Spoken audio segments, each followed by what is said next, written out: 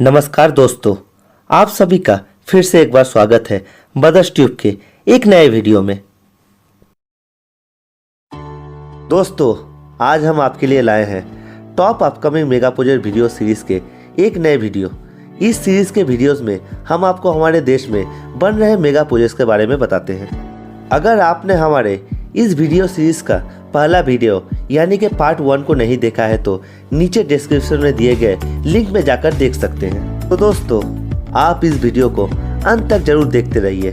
शुरू करने से पहले दोस्तों, आप हमारे इस चैनल को सब्सक्राइब करना मत भूलिए, साथ ही बेल आइकन को जरूर दबा दीजिए ताकि ऐसी और वीडियोस की नोटिफिकेशन सबसे पहले आपको मिलती रहे। पहला, शिव स्टैचू, उदयपुर, राजस्थान। दोस्तों, ध्यान मुद्रा में बैठे शिव जी की 351 फीट ऊंची शिव प्रतिमा नव वर्ष में नया आनंद लेकर आएगी। तंबई रंग की विश्व की सबसे ऊंची प्रतिमा का 80% काम हो चुका है। साल के अंत तक इसके पूरा होने की उम्मीद जताई जा रही है। प्रतिमा अब आकार लेने लगी है। बता दें कि कुतुब मीनार की ऊंचाई करीब 339 फीट है। मिराज ग्रुप द्वारा बनाई जा रही इस प्रतिमा को स्टील रॉड से मॉड्यूल की सहायता से बनाएंगे। स्टील से हर एक फीट पर सरिये की मदद से ढांचा तैयार कर इसमें कंक्रीट भरी जाएगी। इस पर तांबा चढ़ाया जाएगा। इसका शिलान्यास 18 अगस्त 2012 को संत मुरारी बापू ने किया था। इसका काम सापुर जी पालन जी लिमिटेड कंपनी करवा रही है। करीब 6000 मजदूर और 100 कर्मचारी मूर्ति बनाने के काम में जुटे हैं। यहाँ पार्क सहित बच्चों के लिए झूले, पार्किंग, शहर वासियों के लिए मॉर्निंग वॉक के लिए 1.50 किमी लंबा वॉकवे, शिव भक्तों के लिए 300 फीट की परिक्रमा बनाई जाएगी। प्रतिमा स्थल 25.42 बीघा में होगा। प्रतिमा का एरिया 27,000 स्क्वायर फीट यानी करीब 1 बीघा में होगा। बाकी 25 बीघा में 15,300 स्क्वायर फीट में हर्बल टेरेस गार्डन बनेगा। इसके अलावा nursery, cafeteria, cottage, open theatre, musical lighting fountain, reception plaza सहित कई सुविधाएं होगी। शिव प्रतिमा के साथ 4 लिफ्ट और 3 सीढ़ियां बनेगी। पर्यटक 110 फीट ऊंचाई तक जाकर दर्शन कर सकेंगे। इससे ऊपर कर्मचारियों और वीआईपीओ को जाने की अनुमति होगी। आधार सहित शिव प्रतिमा की ऊंचाई 351 फीट होगी। दूसरा, विराट रामायण मंदिर। दोस्तों, बिहार के केसरिया में इस विराट रामायण मंदिर को बनाया जा रहा है। जब इसका काम पूरा हो जाएगा तो यह मंदिर दुनिया का सबसे बड़ा मंदिर कहलाएगा। 12वीं शताब्दी में बनाया गया 215 फीट का कंबोडिया का अंकोर वट मंदिर से भी दुगनी ऊंचाई का यह मंदिर बनाया जा रहा है। इस मंदिर में एक साथ 20,000 लोगों को बैठने की व्यवस्था की जा रही है। इस मंदिर में निर्माण का काम जून 2015 से शुरू हुआ। इस मंदिर को बहुआरा काथावलिया गांव में फैले 200 एकड़ में बनाया जा रहा है और यह गांव बिल्कुल पूर्व चंपारण जिले के केसरिया चकिया रास्ते पर लगता है। इसकी लंबाई 2800 फीट होगी और चौड़ाई 1400 फीट और ऊंचाई 405 फीट होगी। इस तरह का मंदिर बनाने की प्रेरणा कंबोडिया के अंकोर वट मंदिर, मीनाक्षी मंदिर और रामेश्वर मंदिर से मिला है। इस मंदिर में कुल 18 देवी देवताओं के अलग अलग मंदिर बनाए जाएंगे और साथ में विशेष रूप से भगवान श्री राम और देवी सीता के मंदिर पर विशेष ध्यान दिया जाएगा। साथ ही जो विराट रामायण मंदिर बन रहा है उसकी ऊंचाई अंकोर वट मंदिर की ऊंचाई से दुगनी होगी। इस मंदिर को देखने के लिए हमें पूरी तरह से आकाश में ही देखना होगा। तीसरा, Mumbai Ahmedabad bullet train corridor. दोस्तों, भारत में शिंजो आबे और पीएम मोदी ने बुलेट ट्रेन की नींव रख दी है। इस प्रोजेक्ट की कुल लागत 1.10 लाख करोड़ है, जिसमें 88,000 करोड़ का कर्ज जापान देगा। इस कर्ज का ब्याज 0.1% होगा, जिसे 50 साल में चुकाना होगा। इससे पहले दोनों ने बुलेट ट्रेन का रूप मॉडल देखा। आपको जानकर हैरानी होगी कि बुलेट ट्रेन 508 किलोमीटर लंबे ट्रैक, जिसमें अधिकतर एलिवेटेड ट्रैक ही होंगे और कुछ भाग समुद्र के नीचे और कुछ सुरंग से होकर भी गुजरेगा। ठाणे और बसई के बीच 7 किलोमीटर समुद्र के नीचे दौड़ेगी ट्रेन और ये 508 किलोमीटर के पूरे ट्रैक का निर्माण करके साथ ही 12 स्टेशनों को विश्व स्तरीय बनाने के साथ प्रथम चरण में बड़ौदा से 4000 लोगों के लिए ट्रेनिंग इंस्टीट्यूट की स्थापना करना भी शामिल है। ये सब 5 साल में पूरा हो जाएगा। यही बात नए भारत की नींव रखेगा। 24 ट्रेन जापान से यहाँ आएगी और बाकी ट्रेन भारत में ही बनेगी। पहली बुलेट ट्रेन मुंबई से अहमदाबाद के बीच चलेगी। ये ट्रेन 508 किलोमीटर का फासला 3 घंटे में तय करेगी। मौजूदा समय में ये दूरी तय करने में 7 से 8 घंटे का समय लगता है। ट्रेन की रफ्तार 320 किलोमीटर प्रति घंटे के करीब होगी। Bullet train Bandra Kurla complex से शुरू होकर ठाणे, विरार, बोईसर, वापी, बिलीमोरा, सूरत, भरूच, बड़ोदरा, अर्नद, अहमदाबाद के रास्ते साबरमती पहुंचेगी।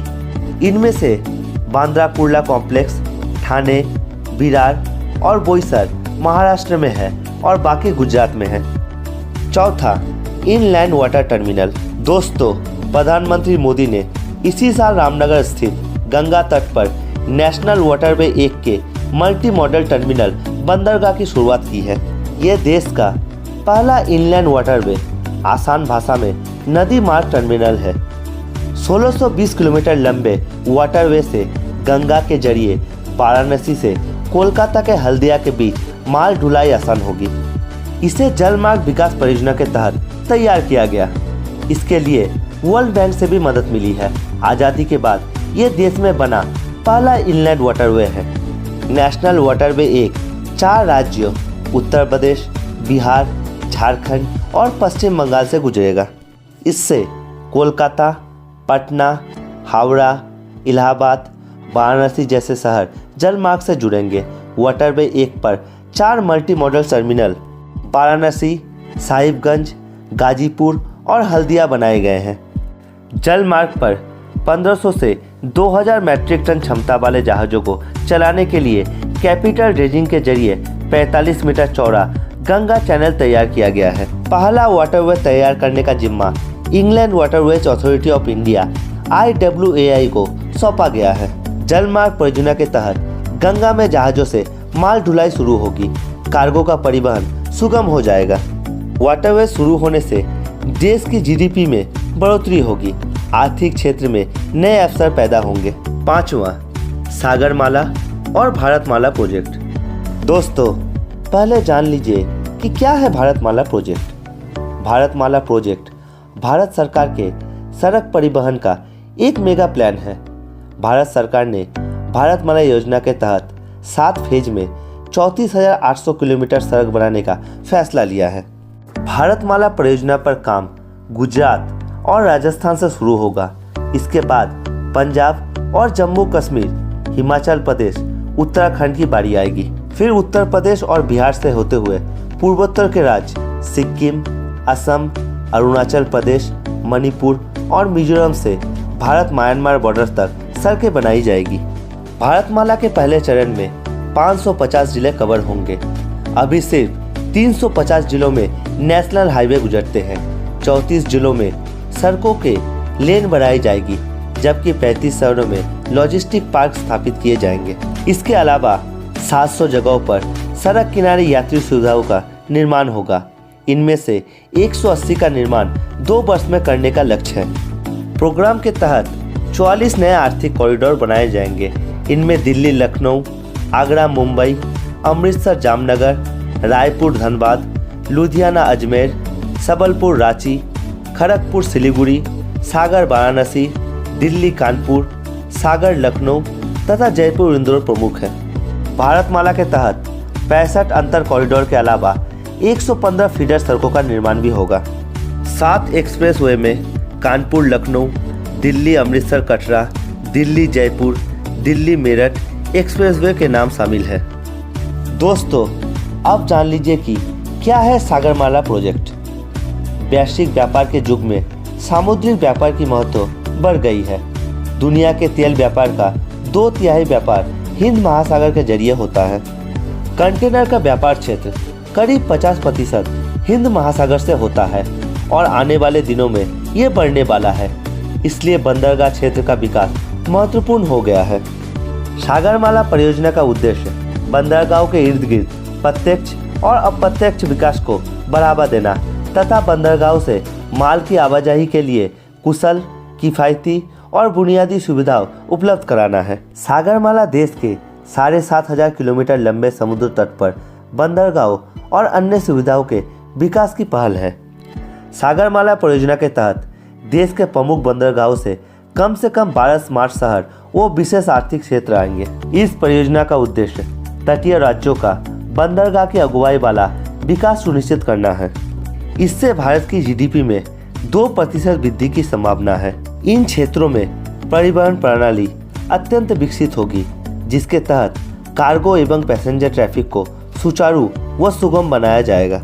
सागरमाला योजना से बंदरगाह, रेल कनेक्टिविटी, रोड कनेक्टिविटी, जलमार्ग कनेक्टिविटी, विशेष आर्थिक क्षेत्र, cold storage network, warehousing network बनेंगे, जिससे रोजगार, पूंजी निवेश, उत्पादन और निर्यात में वृद्धि होगी।